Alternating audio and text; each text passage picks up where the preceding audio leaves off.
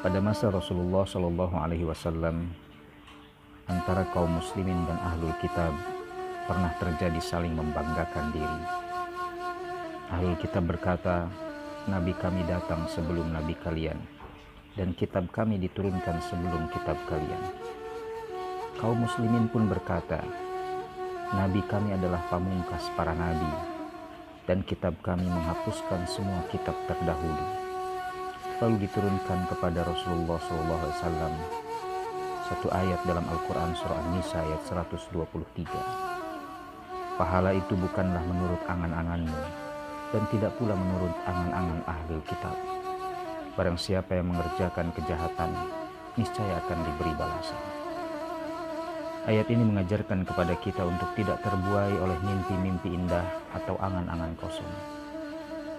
Angan-angan adalah ilusi atau khayalan dan merupakan salah satu alat atau perangkap yang digunakan setan untuk menyesatkan umat manusia.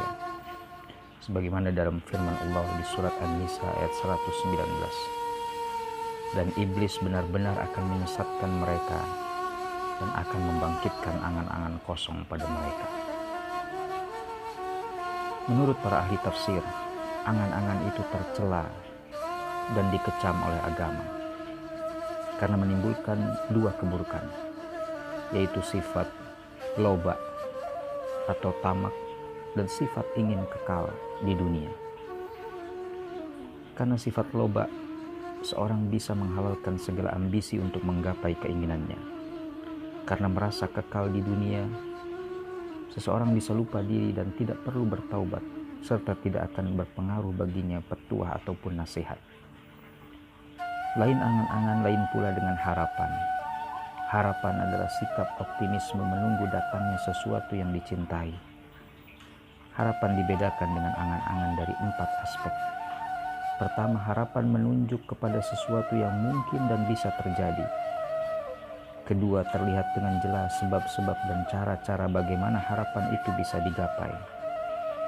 Ketiga, harapan menimbulkan dorongan dan motivasi kerja yang kuat. Keempat, harapan menimbulkan dinamika dan produktivitas dalam hidup, baik dalam berpikir maupun bertindak. Tanpa memenuhi 4 kriteria ini, segala bentuk keinginan tidak dapat dinamakan harapan, tetapi lebih tepat dinamakan angan-angan atau khayalan.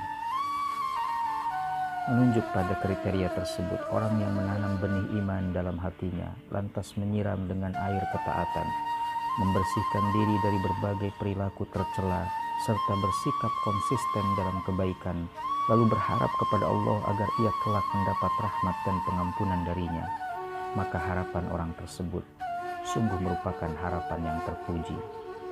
Sebaliknya, orang yang membenamkan diri dalam dosa dan maksiat kepada Allah, tetapi ia berharap memperoleh surga, maka harapannya tentu tertolak. Rasulullah SAW pernah menyebut orang yang berbuat demikian sebagai orang yang bermental kerdil. Sabda beliau, orang kerdil lagi bodoh adalah orang yang mengikuti dorongan hawa nafsunya, tetapi ia mengharap surga dari Allah. Jadi, kita harus dapat memilih dan memilah mana angan-angan, mana harapan.